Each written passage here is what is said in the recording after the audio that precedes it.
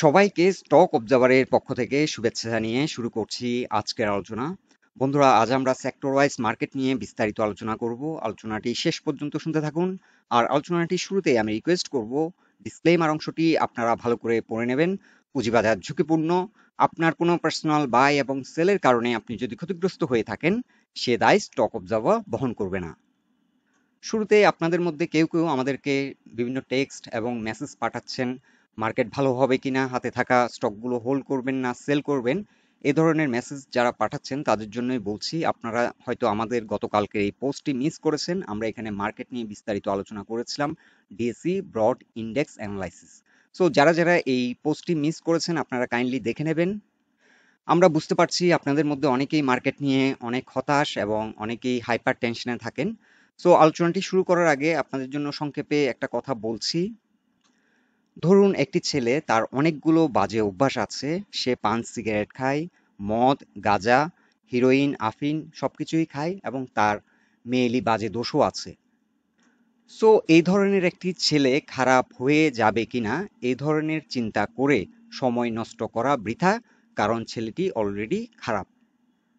So আমাদের Dhaka stock এক্সচেঞ্জও মনে করতে পারেন ওই ছেলেটির মতো, এটি অলরেডি খারাপ। সো এটি খারাপ হবে কিনা এই ধরনের চিন্তা করে সময় নষ্ট করবেন না। এখন আমরা এক নজরে দেখে নিচ্ছি ঢাকা স্টক এক্সচেঞ্জের আজকের দিনের মার্কেট চিত্র। দিন শেষে সূচকের অবস্থান আমরা দেখতে পাচ্ছি ৬,৩১০ এবং সূচক বৃদ্ধি পেয়েছে ৯ পয়েন্ট এবং টার্নওভার আমরা দেখতে পাচ্ছি ৬৩০ কোটি টাকার মতো আজকের দিনে টার্নওভার হয়েছে। গত কয়েকদিনের ধারাবাহিকতার সাথে যদি আমরা কম্পেয়ার করি, আজকের দিনে টার্নওভার কিছুটা বৃদ্ধি পেয়েছে, কিন্তু গত কয়েক সপ্তাহ ধরে টার্নওভার হয়েছে সেই অনুপাতে কিন্তু টার্নওভার কিন্তু এখনো অনেক কম। কারণ গত কয়েক সপ্তাহ ধরে অন এন অ্যাভারেজ ১,০০০ কোটি টাকার মতো লেনদেন হয়েছে বাজারে, সেই অনুপাতে টার্নওভার কিন্তু এখনো অনেক পুয়ার। আর আমরা যদি খাতভিত্তিক মার্কেটের অবস্থান দেখি, আজকের দিনে কিছু কিছু সেক্টর বৃদ্ধি পেয়েছে। IT, paper and printing, jute jute একটা সিগনিফিক্যান্ট আমরা বৃদ্ধি দেখতে পাচ্ছি 5.47%। এই সেক্টরটি একটি ছোট সেক্টর। এছাড়া আইটি সেক্টর বৃদ্ধি পেয়েছে 1%-এর মতো, পেপার এন্ড প্রিন্টিং 1%, টেক্সটাইল বৃদ্ধি পেয়েছে প্রায় 0.5%-এর মতো। এছাড়াও অন্যান্য সেক্টরগুলো কিছু কিছু বৃদ্ধি পেয়েছে। এছাড়া ট্যানারি, ফার্মাসিউটিক্যাল, সার্ভিস, ফিনান্স এবং ব্যাংক কিছু কিছু মাইনাস ছিল আজকের দিনে। আর আমরা যদি সেক্টর ওয়াইজ টার্নওভার দেখি, লাইফ ইন্স্যুরেন্স সেক্টর এখনো লিডিং পজিশনে আছে। টোটাল মার্কেটের 15%-এরও বেশি টার্নওভার এই সেক্টরের দখলে। আজকের দিনের টার্নওভার আমরা দেখতে পাচ্ছি 69 ক্রোর। কিন্তু গত কয়েকদিন ধরে যে টার্নওভার হচ্ছিল সেই অনুপাতে কিন্তু টার্নওভার অনেকটাই কমে গেছে। গত কয়েকদিন ধরে 100 কোটি টাকারও বেশি টার্নওভার হয়েছিল এই সেক্টরে। এছাড়া ফুড অ্যান্ড এলিট এই সেক্টরটির টার্নওভার বৃদ্ধি পাচ্ছে। টোটাল মার্কেটের প্রায় 12.5% টার্নওভার এই সেক্টরের দখলে বর্তমানে, এবং এটি কিন্তু ডে বাই ডে এই সেক্টরটির টার্নওভার বৃদ্ধি পাচ্ছে। আজকের দিনে 56 কোটি টাকা এই টাকার মতো এই সেক্টরে লেনদেন হয়েছে। এছাড়া ইঞ্জিনিয়ারিং সেক্টরও উঠে আসছে, এটিও প্রায় 12%-এর মতো লেনদেন হয়েছে। টোটাল মার্কেটের 12% এই সেক্টরের দখলে এখন 52 কোটি টাকার মতো লেনদেন হয়েছে। টেক্সটাইল সেক্টরের কিছুটা লেনদেন বৃদ্ধি পাচ্ছে। এছাড়া আইটি সেক্টর কিন্তু তেমন একটা ইমপ্রুভমেন্ট আমরা দেখতে পাচ্ছি না। সেক্টরটি কিন্তু যে একটি লিডিং রোল প্লে করছিল সে অবস্থানে এখন নেই। এখন টার্নওভারও কিন্তু সেরকম সিগনিফিক্যান্ট বাড়ছে না, তবে গত কয়েকদিনের ধারাবাহিকতা থেকে কিছুটা টার্নওভার বৃদ্ধি পাচ্ছে। আর ইন্স্যুরেন্স সেক্টর মাঝখানে কিন্তু কিছুটা মোমেন্টাম আমরা দেখতে পেয়েছিলাম। এখন কিন্তু এই সেক্টরটির টার্নওভার উল্লেখযোগ্য তেমন বৃদ্ধি পাচ্ছে না, সেক্টরটি অনেক পিছিয়ে আছে। এখন আমরা এক নজর দেখে নিচ্ছি ডিএসসি ব্রড ইন্ডেক্সের অবস্থান। ডিএসসি ব্রড ইন্ডেক্স বর্তমানে ডে চার্টে 20 এক্সপোনেনশিয়াল মুভিং অ্যাভারেজের উপর অবস্থান করছে, কিন্তু সেক্টরটি 6,311 থেকে 6,316 এখানে একটা রেজিস্ট্যান্স ফেস করছে এবং তার কিছুটা উপরে এখান থেকেও একটা রিজেকশন হয়েছিল 6,320 কিংবা 21, এখানে একটা পিভট রেজিস্ট্যান্স অবস্থান করছে। সো সেক্টরটিও এখানে একটা রেজিস্ট্যান্স ফেস করছে, যার কারণে এখানে একটা সেল প্রেশার এখন বর্তমানে একটা মোমেন্টাম নিয়ে এগিয়ে যাওয়ার চেষ্টা করছে। তবে বর্তমান যে ভলিউমের ধারাবাহিকতা, এই ভলিউম যদি এখন 1,000 কোটি টাকার উপরে যদি না হয়, মার্কেট কিন্তু আরো কয়েকদিন এখানে সাইডওয়ে করবে। কারণ আমরা দেখতে পাচ্ছি যে অ্যাভারেজ ভলিউম থেকে কিন্তু এখনো লো ভলিউমে মার্কেটের ট্রেড আমরা দেখতে পাচ্ছি, মার্কেট লেনদেন এভারেজ ভলিউম থেকে এখনো কম। সো আরো কিছুদিন সময় লাগতে পারে, এখানে একটা কনসোলিডেশন হয়ে কিছুটা সাইডওয়ে করে এখানে একটা অ্যাটেম্প্ট নিবে আবার ব্রেকআউট করার, এবং মার্কেট স্ট্রং হবে 6322 পয়েন্টের উপর যদি স্ট্রংলি দাঁড়াতে পারে, মার্কেট কিন্তু তখন আবার প্লে করবে এবং বিভিন্ন স্টকগুলো কিন্তু স্ট্রং প্রাইস অ্যাকশনে যাবে।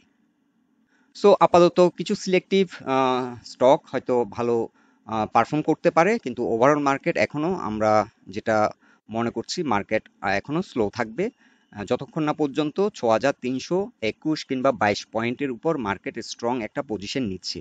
এছাড়া মার্কেটের এখন ফার্স্ট সাপোর্ট হচ্ছে 6300, এখানে এখন মার্কেট সাপোর্ট পাচ্ছে, এবং মার্কেট যদি কোনো কারণে এই সাপোর্টটি ব্রেকডাউন করে তাহলে পরবর্তী সাপোর্ট হবে 6290, এই জোনে এসে মার্কেট সাপোর্ট নেবে। এখন আমরা ডে চার্টে দেখে নিচ্ছি লাইফ ইন্স্যুরেন্স সেক্টরের অবস্থান।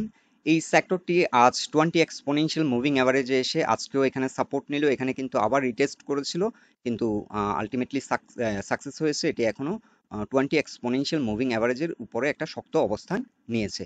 কিন্তু এই সেক্টরের বর্তমানে যে টার্নওভার আমরা দেখতে পাচ্ছি, এটা এখন কনসার্নিং যে এই সেক্টরটি কিন্তু একটা মার্কেট লিডারের ভূমিকা পালন করছিল, কিন্তু এই সেক্টরের আজকে আমরা যে টার্নওভার দেখতে পাচ্ছি ডোমিনেন্স কিন্তু অনেকটা কমে যাচ্ছে, এবং এই সেক্টরের কিন্তু টার্নওভারও সিগনিফিকেন্টলি কমে যাচ্ছে। সো এই সেক্টরটির জন্য আমরা গতকালকেও একটি আপনাদেরকে আপডেট দিয়েছিলাম, আমরা বলেছিলাম যে এখন 102 থেকে 104 এই সেক্টরটির জন্য একটা মেজর চ্যালেঞ্জ, এবং এই চ্যালেঞ্জটি মানে ফেস করতে সক্ষম হবে তখনই যখন অ্যাভারেজ ভলিউম থেকে বেশি ভলিউম নিয়ে একটা ড্রাইভ দেবে, তখন সাকসেসফুল হবে। আদারওয়াইজ এই সেক্টরটি এখানে কিন্তু একটা সাইডওয়ে মুভমেন্ট করতে পারে। সো এখন বর্তমান যে ভলিউমের ধারাবাহিকতা, এই ধারাবাহিকতায় আমরা এই সেক্টরটি মনে করছি একটা সাইডওয়ে মুভমেন্ট হবে, এবং এখান থেকে আবার শক্তি সঞ্চয় করে আবার একটা অ্যাটেম্প্ট নিবে এই ব্রেকআউটটি দেওয়ার জন্য, এবং ব্রেকআউটটি যদি একটা বড় ভলিউম নিয়ে একটা ড্রাইভ দিতে পারে সেক্টরটি, তাহলে এই ব্রেকআউটটি সাকসেসফুল হবে এবং এই সেক্টরটি তখন আবার স্ট্রং একটা র্যালিতে চলে যাবে। অ্যাজ লং অ্যাজ এটি 102 থেকে 104 এই গণ্ডিটা পার হচ্ছে না, ততক্ষণ পর্যন্ত এই সেক্টরটি কিন্তু আপাতত আর র্যালি করবে না, হয়তো সিলেক্টিভ দুই একটি স্টক প্লে করতে পারে, বাট ওভারঅল যে এই সেক্টরের বিভিন্ন স্টকগুলো এখন সাইডওয়ে মুভমেন্ট করবে। এখন আমরা ফুড অ্যান্ড এলিট এই সেক্টরটি ডে চার্ট নিয়েছি, এবং ডে চার্টে আমরা দেখতে পাচ্ছি সেক্টরটি এখন একটি সিমেট্রিক্যাল ট্রায়াঙ্গেল প্যাটার্ন ফর্ম করেছে, একটি প্যাটার্নের মধ্যে অবস্থান করছে, এবং সেক্টরটি আপ ট্রেন্ডে আছে। যেহেতু ডে চার্টে 20 এবং 50 এক্সপোনেনশিয়াল মুভিং অ্যাভারেজে উপরে অবস্থান করছে, আমরা মোটামুটি একটা আপ ট্রেন্ড সেক্টরটি প্রকাশ করছে। প্লাস সেক্টরটি কিন্তু এখনো 200 এক্সপোনেনশিয়াল মুভিং অ্যাভারেজের নিচে অবস্থান করছে। This is very important. আপনাদের মধ্যে অনেকেই আমাদেরকে মেসেজ পাঠাচ্ছেন অ্যাভারেজগুলো কি, মুভিং অ্যাভারেজ শুধু শুনি। অ্যাকচুয়ালি মুভিং অ্যাভারেজ হচ্ছে একটি লিডিং ইন্ডিকেটর। এটা আপনারা লক্ষ্য করবেন যখনই এই সেক্টরটি 284 এই জোনটাকে অতিক্রম করবে, এই সেক্টরের টার্নওভার কিন্তু সিগনিফিক্যান্টলি বেড়ে যাবে, এবং অনেকেই তখন এই সেক্টরের বিভিন্ন স্টকগুলোতে বাই দেবে, বিশেষ করে ইনস্টিটিউশনগুলো তারা আবার নতুন করে একটা বাইয়ে যাবে, যার কারণে এই সেক্টরটি তখন দেখবেন একটা স্ট্রং র্যালিতে যাবে। এখন একটা সাইডওয়ে মুভমেন্ট আমরা দেখতে পাচ্ছি সেক্টরটির, বাট এই সেক্টরের কিছু কিছু স্টক এখন ভালো করছে, আপনারা ওই স্টকগুলো নজরে রাখতে পারেন। এখন আপাতত চ্যালেঞ্জটি হচ্ছে এই প্যাটার্নটি যদি ব্রেকআউট করে তখন এই সেক্টরে কিন্তু একটা গতি আসবে, এবং আপনারা হয়তো লক্ষ্য করবেন যে অনেকগুলো স্টক হয়তো হল্টেড হয়ে যাবে এই প্যাটার্নটি যদি ব্রেকআউট করে। প্যাটার্নটি ব্রেকআউট হবে 282 পয়েন্টের দিকে আসলেই এটি ব্রেকআউট হয়ে যাবে, এবং ব্রেকআউট হয়ে হয়তো এই জোনটাতে এসে 284 এই জোনটাতে এসে একটা রেসিস্টেন্স ফেস করবে, এখান থেকে আবার একটা হয়তো রিট্রেস করে একটা রিটেস্ট দিয়ে আবার একটা রিভার্সাল হওয়ার সম্ভাবনা আছে। এই ধরনের একটা প্রাইস অ্যাকশন আমরা জাস্ট এটা প্রজেকশন করছি, এটি নাও হতে পারে, কিংবা এটি আরো কিছুদিন ধরে এখানে সাইডওয়ে মুভমেন্ট করে তারপরে এই জোনটাতে এসে হয়তো ব্রেকআউট দিতে পারে। সো এনি পসিবিলিটি আছে, আপনারা ওয়াচ লিস্টে রাখতে পারেন। এটি যখনই ব্রেকআউট হবে আপনারা একটা ব্রেকআউট ট্রেড অপরচুনিটি আপনাদের এই সেক্টরের বিভিন্ন স্টকগুলোতে আসবে, এবং আপনারা এটা ওয়াচ লিস্টে রাখতে পারেন এই সেক্টরের স্টকগুলো। ওভারঅল ভলিউম যদিও আমরা দেখতে পাচ্ছি কিছুটা বৃদ্ধি পাচ্ছে, বাট সিগনিফিকেন্টলি এখনো যেহেতু ওভারঅল মার্কেট এখনো উইক, এখন আমরা দেখতে পাচ্ছি যে প্রত্যেকটা সেক্টরই এখন কিন্তু সিগনিফিকেন্টলি এখনো ওরকম ভলিউম কিন্তু আমরা দেখতে পাচ্ছি না। সো ভলিউম আরো বৃদ্ধি পাওয়া দরকার এই ব্রেকআউটটা সাকসেসফুল হওয়ার জন্য। এই এখন যে ভলিউমে হচ্ছে এই ভলিউমে কিন্তু আমরা সাইডওয়ে মুভমেন্টই এক্সপেক্ট করতে পারি, তবে এই সেক্টরে 2-4টি স্টক হয়তো ভালো পারফর্ম করবে। আর সাপোর্টের কথা যারা চিন্তা করছেন সেক্টরটির জন্য, এখন সাপোর্ট ফার্স্ট সাপোর্ট হচ্ছে 275-এর দিকে এই সাপোর্টটি, এখানে আসলে 277 থেকে 276 পর্যন্ত একটি সাপোর্ট, এবং এটি ভেঙে গেলে এখানে আমরা যে ট্রেন লাইনটি ড্র করেছি ট্রেন লাইন বরাবর এসে একটা সাপোর্ট পাবে 72-73, এই জোনটাতে এসে আবার সাপোর্ট নেবে 272 এবং 273।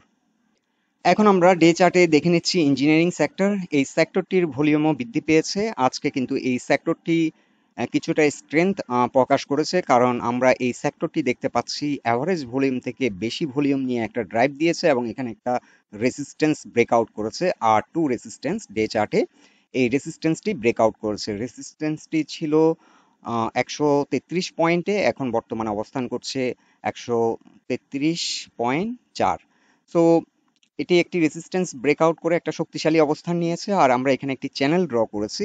এখন এই সেক্টরটির জন্য ফার্স্ট সাপোর্ট হবে 133.1, আর রেসিস্ট্যান্স হবে ফার্স্ট যে রেসিস্ট্যান্স সেটি হবে 135.5, এবং সেকেন্ড রেসিস্ট্যান্সটি হবে এখানে যে আমরা ট্রেন লাইন ড্র করেছি এটাকে আমরা আরো একটু বাড়িয়ে নিচ্ছি।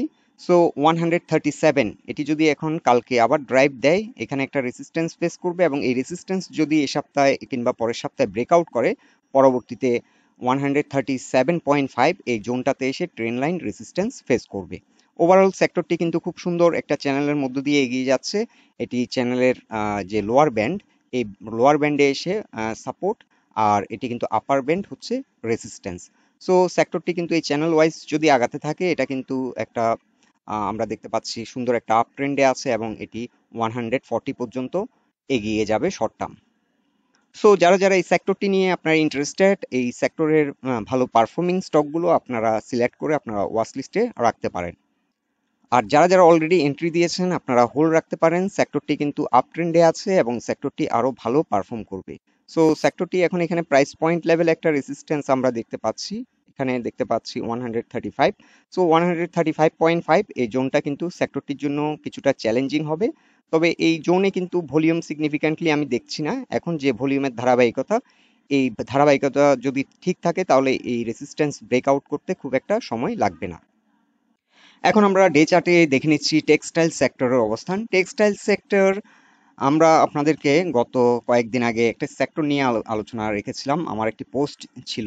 আমরা আপনাদেরকে বলেছিলাম যে সেক্টর T20 এক্সপোনেনশিয়াল মুভিং অ্যাভারেজের উপরে আসা সত্ত্বেও কিন্তু সেক্টরটিতে ভলিউম স্যাটিসফ্যাক্টরি হচ্ছিল না, এই কয়েকদিন ধরে কিন্তু ভলিউম পাচ্ছিল না। আজ কিন্তু আমরা কিছুটা স্ট্রেংথ এই সেক্টরটিতে দেখতে পাচ্ছি, ভলিউম বৃদ্ধি পেয়েছে, দিস ইজ ভেরি গুড।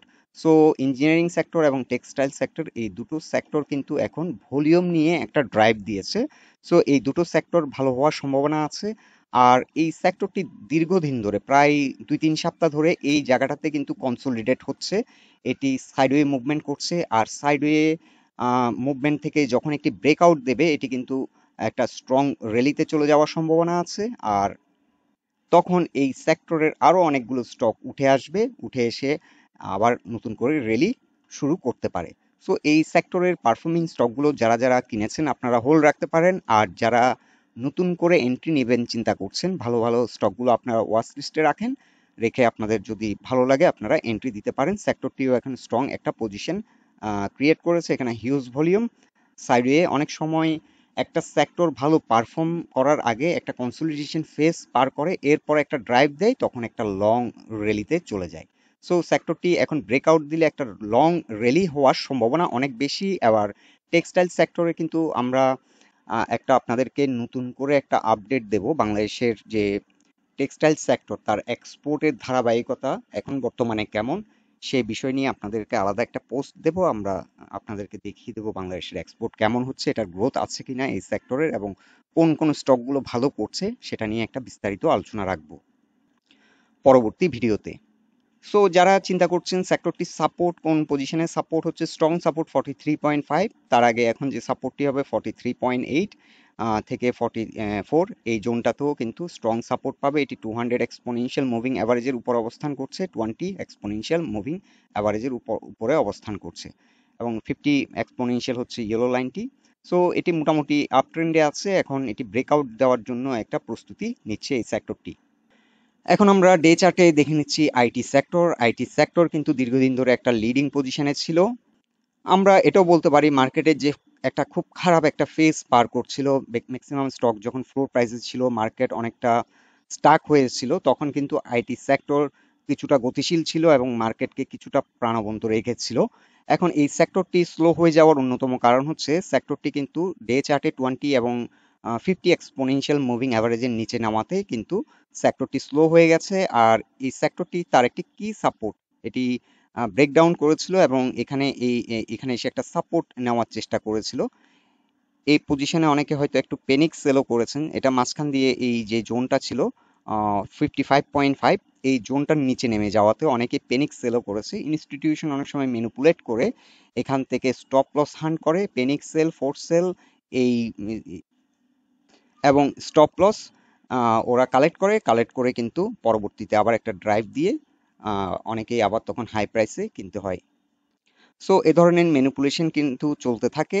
আর এখন এখানে যেহেতু একটা সাপোর্ট নিয়েছে একটা কি পয়েন্টে, এটা একটা টেস্ট করে এখান থেকে আবার ড্রাইভ দিয়ে কিন্তু এন্টার করতে পেরেছে, এই সাপোর্টের মধ্যে কিন্তু চলে এসেছে। সো এখন আইটি সেক্টর নিয়ে খুব একটা ওরিড হওয়ার কিছু নেই, তবে সেক্টরটি গতি পাবে যখন 57 পয়েন্টের উপরে একটা ড্রাইভ দিবে। সেক্টরটি এখনো কিন্তু অনেক উইক।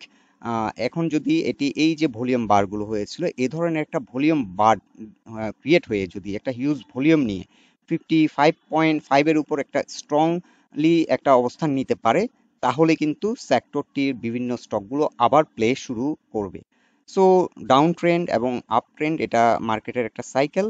স্টকটি আবারও তার আপ ট্রেন্ডে হয়তো আরো 2-1 দিন সময় নিতে পারে, কিংবা 1 সপ্তাহ থেকে 2 সপ্তাহ সময় নিতে পারে। এই জায়গাটা একটা কনসোলিডেশন হতে পারে, হওয়ার পর এখানে একটা ড্রাইভ দিবে। যখনই এটি 57.5 এর উপর দাঁড়িয়ে যাবে, এই সেক্টরটি আবার নতুন করে একটা র্যালি শুরু করবে, বিভিন্ন স্টকগুলো ভালো পারফর্ম করবে। সো বন্ধুরা, এই সেক্টরগুলো নিয়ে এটাই ছিল আমাদের অবজারভেশন। আপনাদের মতামতগুলো আমাদেরকে কমেন্ট বক্সে জানাবেন। আর আলোচনাটি যদি আপনাদের ভালো লেগে থাকে, অবশ্যই পোস্টটিকে লাইক দিন, বন্ধু বান্ধবের সাথে শেয়ার করুন। আর আমাদের সাথে থাকার জন্য আপনাদের অসংখ্য ধন্যবাদ।